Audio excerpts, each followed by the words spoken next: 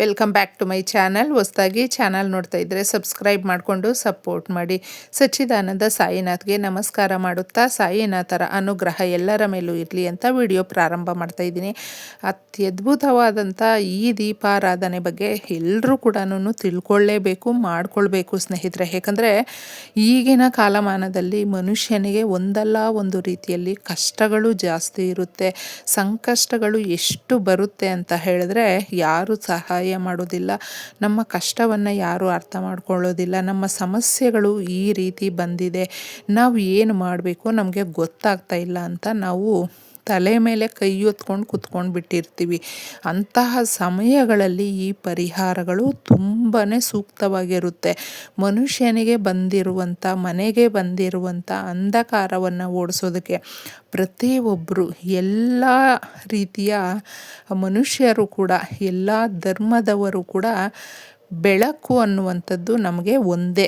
ಅದನ್ನು ನಾವು ಬೇರೆ ಬೇರೆ ವಿಧಾನಗಳಲ್ಲಿ ಮಾಡ್ಕೊಳ್ತೀವಿ ಅಷ್ಟೇ ಸ್ನೇಹಿತರೆ. ನಮ್ಮ ಮನೆಯಲ್ಲಿ ಕಷ್ಟ, ನಷ್ಟ, ಬಾಧೆ ಯಾವುದೋ ಒಂದು ರೂಪದಲ್ಲಿ ಕಾಡ್ತಾ ಇದೆ ಅನ್ನುವಂಥವರು ತಪ್ಪದೆ ನಿತ್ಯದ ದೀಪಾರಾಧನೆ ನಾವು ಯಾವ ರೀತಿ ಮಾಡ್ತೀವಿ ನೋಡಿ, ಅದಕ್ಕೆ ಎಷ್ಟೊಂದು ಪರಿಹಾರ ಹುಡ್ಕೊಂಡು ಬರ್ತಾ ಇರುತ್ತೆ ಅನ್ನೋದು ಗೊತ್ತಿರುತ್ತೆ. ಆದರೆ ಈ ರೀತಿಯ ಮಾರ್ಗಶಿರ ಗುರುವಾರದ ದಿನಗಳಲ್ಲಿ ಲಕ್ಷ್ಮೀ ದೇವಿಗೋಸ್ಕರ ಈ ಸಣ್ಣ ದೀಪಾರಾಧನೆಯನ್ನು ಮಾಡಿ.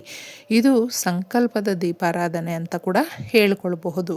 ಏನೋ ಒಂದು ಕೋರಿಕೆ ಇಟ್ಟಿರ್ತೀವಿ ತಾಯಿ ಮುಂದೆ, ತಾಯಿ ಈ ಕೋರಿಕೆಯನ್ನು ನೆರವೇರಿಸು, ಅಥವಾ ನಮ್ಮ ಮನೆಯಲ್ಲಿ ಈ ರೀತಿ ಸಂಕಷ್ಟಗಳಿದೆ ಅವುಗಳನ್ನು ಬಗೆಹರಿಸು, ನಮಗೆ ಎಲ್ಲರೂ ಕೈ ಕೊಟ್ಬಿಟ್ಟಿದ್ದಾರೆ, ನೀನೇ ಕೈ ಹಿಡಿಬೇಕು ತಾಯಿ ಅಂತ ಎಲ್ಲ ದಾರಿಗಳು ಮುಚ್ಚೋದಾಗ ಮನುಷ್ಯನಿಗೆ ಕಟ್ಟಕಡೆಯದಾಗಿ ಕಾಣಿಸುವಂಥದ್ದು ಭಗವಂತನು, ನಾವು ಇಷ್ಟಪಡುವಂಥ ದೇವರು. ಏಕೆಂದರೆ ದೈವಿಕ ಶಕ್ತಿ ಅನ್ನುವಂಥದ್ದು ಎಲ್ರಿಗೂ ಬರೋದಕ್ಕೆ ಸಾಧ್ಯ ಆಗೋದಿಲ್ಲ.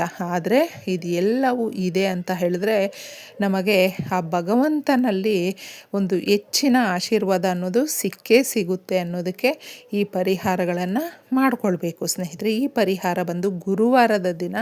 ಸಾಕಷ್ಟು ಜನಕ್ಕೆ ಗೊತ್ತಿಲ್ಲ, ಗುರುವಾರ ಲಕ್ಷ್ಮಿಯ ವಾರ.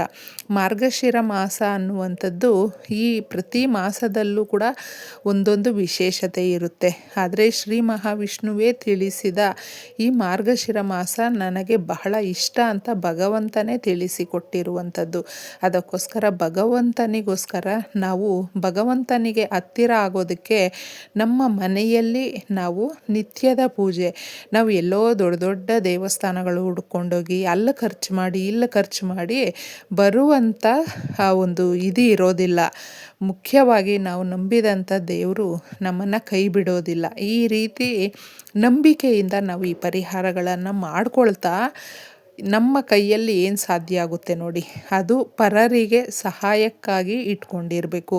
ಅಂದರೆ ನಮ್ಮ ಕೈಯಲ್ಲಿ ಏನು ಸಾಧ್ಯ ಆಗುತ್ತೋ ಅದನ್ನು ನಾವು ಇನ್ನೊಬ್ಬರಿಗೆ ದಾನದ ರೂಪದಲ್ಲಿ ಸಹಾಯ ಮಾಡುವಂಥದ್ದಾದರೆ ನಮ್ಮ ಬೆಟ್ಟದಂಗೆ ಇರುವಂಥ ಕಷ್ಟಗಳು ಕೂಡ ಕರ್ಪೂರದಂಗೆ ಕರಗೋಗುತ್ತೆ. ನಿಜ ಸ್ನೇಹಿತರೆ. ಯಾಕಂದರೆ ದಾನ ಧರ್ಮ ಅನ್ನುವಂಥದ್ದು, ನಾವೆಲ್ಲರೂ ಮನುಷ್ಯರು, ಒಬ್ಬರಿಗೆ ಕಷ್ಟ ಬಂದಿದೆ ಅಂತ ಹೇಳಿದ್ರೆ ಇನ್ನೊಬ್ಬರು ಅದಕ್ಕೆ ಸ್ಪಂದಿಸಬೇಕು, ಸಹಾಯ ಮಾಡಬೇಕು ಅನ್ನುವಂಥದ್ದಕ್ಕೆ ವಿಶೇಷವಾದ ಜೀವರಾಶಿಗಳಲ್ಲಿ ಮನುಷ್ಯನ ಒಂದು ಈ ಒಂದು ಹುಟ್ಟು ಅನ್ನುವಂಥದ್ದು ವಿಶೇಷತೆಯಿಂದ ಕೂಡಿರುತ್ತೆ. ಭಗವಂತನು ಕೊಟ್ಟಿರುವಂಥ ಆಶೀರ್ವಾದ ನಮಗೆ. ನಮ್ಮ ಕಷ್ಟಗಳು ಯಾವಾಗಲೂ ಇರುತ್ತೆ, ಆದರೆ ನಾವು ನಮ್ಮ ಕಷ್ಟದ ಆ ದಿನಗಳನ್ನು ಕಳೀತಾ ಇರಬೇಕಾದ್ರೆ ನಮಗನ್ನಿಸುತ್ತೆ ನಾವು ಇನ್ನೊಬ್ರಿಗೂ ಕೂಡ ಸಹಾಯ ಮಾಡಿದ್ರೆ ನಮ್ಮ ಕಷ್ಟಗಳು ಇದೇ ಥರ ಹೊರಟೋಗ್ಬಿಡುತ್ತೆ ಅಂತ. ಇದು ಎಲ್ಲವೂ ಯಾಕೆ ಅಂತ ಹೇಳಿದ್ರೆ ಮಂಗಳವಾರ, ಶುಕ್ರವಾರ, ಗುರುವಾರ ಈ ರೀತಿ ಶಕ್ತಿದಾಯಕವಾದ ದಿನಗಳಲ್ಲಿ, ಯಾಕಂದರೆ ಪ್ರತಿನಿತ್ಯ ಕೂಡ ನಾವು ದಾನ ಧರ್ಮ ಮಾಡೋದಕ್ಕಾಗೋದಿಲ್ಲ.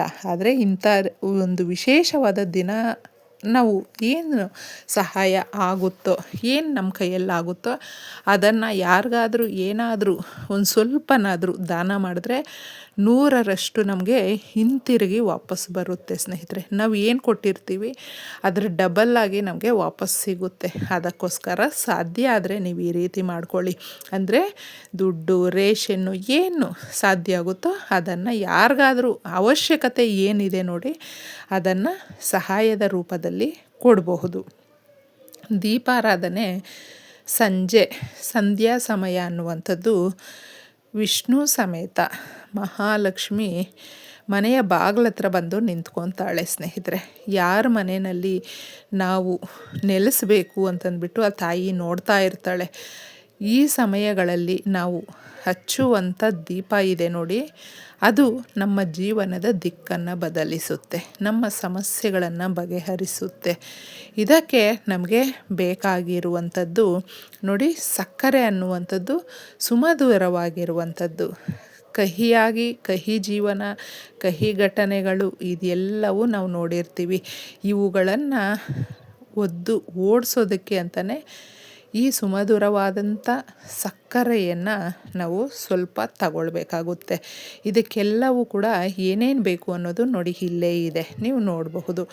ಕಾಳುಮೆಣಸು ಅನ್ನುವಂಥದ್ದು ಶ್ರೀ ಮಹಾಲಕ್ಷ್ಮಿಗೆ ಬಹಳ ಪ್ರೀತಿಕರವಾಗಿರುವಂಥದ್ದು. ಇದನ್ನು ಸ್ವಲ್ಪ ತಗೊಳ್ಬೇಕು. ಅರಿಶಿಣ ಗುರುಬಲ ಹೆಚ್ಚು ಮಾಡುತ್ತೆ. ನಮ್ಮ ಮನೆಯಲ್ಲಿ ಇರುವಂಥ ಕಷ್ಟಗಳನ್ನು, ನಷ್ಟ, ಬಾಧೆ, ಕಣ್ಣೀರು, ದರಿದ್ರ ದೂರ ಮಾಡುವಂಥ ಶಕ್ತಿ ಸಕ್ಕರೆಗೆ ಇದೆ.